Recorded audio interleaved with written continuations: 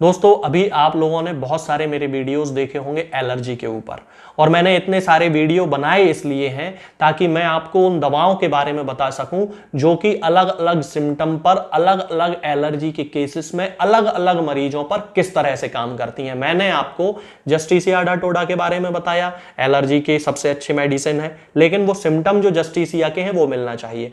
मैंने आपको allium cepa के बारे में बताया, मैंने यूफ्रेशिया के बारे में बताया, मैंने वाइथिया के बारे में बताया, मैंने अरुंडो के बारे में बताया। बहुत सारी दवाएं मैं आपको बता चुका हूं, कालीबाइक्रोमिकम, हाइड्रेस्टिस, और भी बहुत सारी दवाएं हैं जिन पे मैं वीडियो बना चुका हूं छींकों वाली एलर्जी के लिए। आज इस वीडियो में मैं एक और मेडिसिन के बारे में आपसे बताऊंगा जो कि केवल उन सिम्टम्स पे काम करेगी जिन मरीजों में वो लक्षण होंगे, उन मरीजों में काम करेगी और किसी एलर्जी को वो ठीक नहीं करेगी। तो इस मेडिसिन का नाम है दोस्तों सबाडिल्ला। बहुत सारे लोगों ने इस मेडिसिन के बारे में सुना होगा। ये भी एलर्जी की सबसे अच्छी दवाओं में से एक है। जैसे जस्टिसिया अडाटोडा है, एलियम सीपा है, यूफ्रेशिया है, कालीबाइक्रोमिकम है, हाइड्रेस्टिस कैनाडेंसिस है, वैसे ही सबाडिल्ला भी है, और ये भी 100% एलर्जी के केसेस को ठीक करती है। मैं आपको इतनी सारी दवाएं इसीलिए बताता हूं क्योंकि होम्योपैथी में कोई एक दवा किसी एक बीमारी के लिए काम नहीं करती। एक ही बीमारी के लिए अलग अलग लक्षणों के आधार पे अलग अलग बहुत सारी दवाएं होती हैं। जैसे एलर्जी के लिए अभी भी 50 दवाएं रह गई हैं जो कि जिन पे मैं वीडियो आपको बताऊंगा कि किस तरह से वो आपको काम करेंगी। आज हम सबाडिल्ला के बारे में बात करेंगे। तो वे लोग जो कि सुबह उठते ही जिन्हें बहुत ज्यादा छींकें आने लगती हैं, लेकिन ये छींकें एक्यूट नहीं है, बहुत सारा आपने ट्रीटमेंट करवा लिया है, बहुत ज्यादा समय हो चुका है, लेकिन आपकी वो जो छींकें हैं वो ठीक नहीं हो रही हैं। छींक के साथ साथ अब आपको बलगम बनने की शिकायत हो गई है। जस्टिसिया अडाटोडा में बलगम नहीं मिलेगा, एलियम सीपा में बलगम नहीं मिलेगा, यूफ्रेशिया में बलगम नहीं मिलेगा, सबाडिल्ला में आपको बलगम मिलेगा। बलगम के साथ साथ चूंकि केस बहुत पुराना हो चुका है, डेविएटेड नेजल सेप्टम मिलेगा, DNS जिसे कहा जाता है, नाक की हड्डी टेढ़ी हो गई है। बलगम इतना ज्यादा था, साइनोसाइटिस का इतना क्रॉनिक केस था कि उसको DNS डेवलप हो गया है। उस DNS के कारण उसे बहुत ज्यादा छींकें आ रही हैं, बहुत ज्यादा तरीके से उसको बलगम निकलता है, नाक से जो है वो हल्के पीले कलर का, हरे कलर का इस तरह का बलगम निकलता है। कई बार इतनी ज्यादा कंडीशन खराब हो गई होती है कि अंदर ही अंदर उसको पस पड़ने लगती है। ये कैरेक्टरिस्टिक सिम्टम्स हैं सबाडिल्ला के, जो आपको किसी दूसरी मेडिसिन में देखने को नहीं मिलेंगे। तो एलर्जी के इन केसेस को सबाडिल्ला ठीक करेगी। बाकी वो वीडियोस में जो सिम्टम्स मैंने बताए हैं वो उन मेडिसिन के अकॉर्डिंग है। सबाडिल्ला के जो सिम्टम्स मैं आपको बता रहा हूं, इन सिम्टम्स पे सबाडिल्ला काम करने वाली है। इसके साथ साथ जब उसको इस तरह की एलर्जी की शिकायत होगी तो आंखों में उसे बहुत ज्यादा जलन पड़ने वाली है, आंखों में दर्द होगा, आंखों से पानी नहीं आएगा, पानी आएगा तो फिर यूफ्रेशिया होगी, लेकिन आंखों में जलन पड़ रही है, आंखें लाल हो गई हैं, आंखों में दर्द हो रहा है, सिर दर्द होने लगा है, किसी भी तरफ का सिर दर्द हो, राइट साइड हो सकता है, लेफ्ट साइड हो सकता है, सेंटर में हो सकता है, कहीं भी हो सकता है, लेकिन सिर दर्द हो रहा है, बहुत पुराना जुकाम है, तो सबाडिल्ला उसकी मेडिसिन होगी।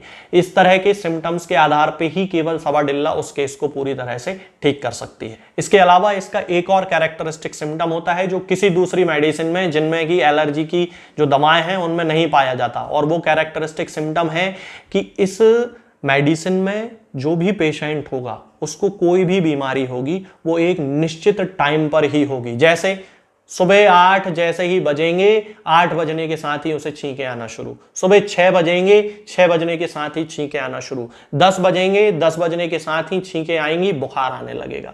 तो ये जो एग्जैक्ट टाइम पीरियड पे होने वाले जो सिम्टम्स हैं, उन सिम्टम्स पे सबाडिल्ला काम करती है। बहुत अच्छी मेडिसिन है। बहुत सारे लोगों में ऐसा देखा जाता है कि 10 बजने के साथ सिर दर्द होने लगा, 10 बजे और छींकें आने लगी। तो ये कैरेक्टरिस्टिक सिम्टम है कि एक निश्चित समय पर, हर दिन उसी समय पर उस व्यक्ति को वो समस्या डेवलप होने लगेगी, तो सबाडिल्ला उस व्यक्ति को हमें देना चाहिए। इसके साथ साथ गले के दर्द की भी ये बहुत अच्छी दवा है। बहुत सारे लोग ऐसे होते हैं जिन्हें एलर्जी नाक की नहीं होगी, गले की एलर्जी होगी, गले में थोड़ा सा भी उन्होंने कुछ ठंडा खा लिया, खट्टा खा लिया और उन्हें गले में दर्द होने लगा, गले में तकलीफ होने लगी।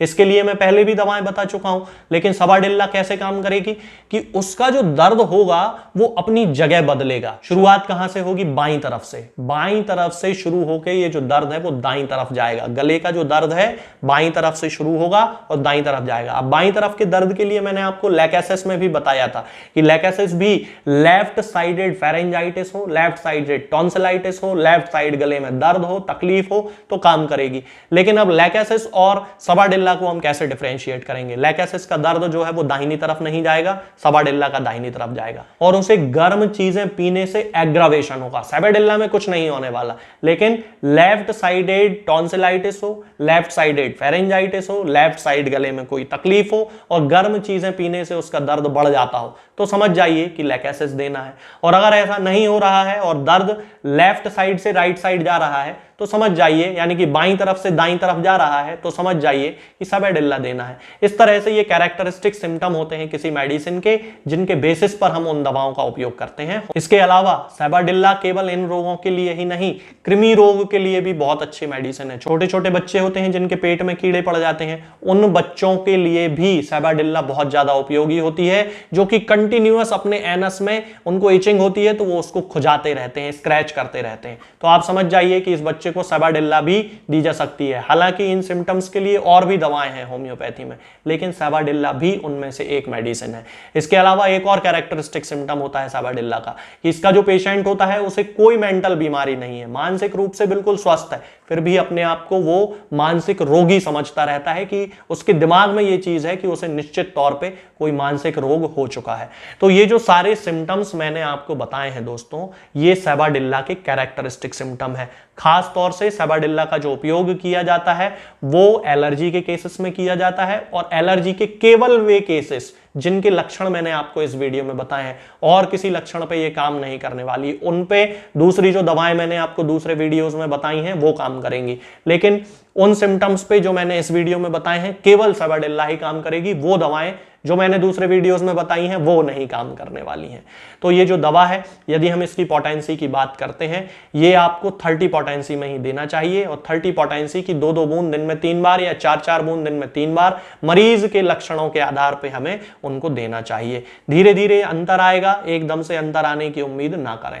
कृमि वाले केसेस में जहां पे वर्म्स की शिकायत है, बच्चे को एनस में इचिंग हो रही है, वहां 200 पोटेंसी का केवल एक सिंगल डोज 4 बूंद 15 दिन में एक बार बच्चे को देना चाहिए, बार बार रिपीट नहीं करना चाहिए।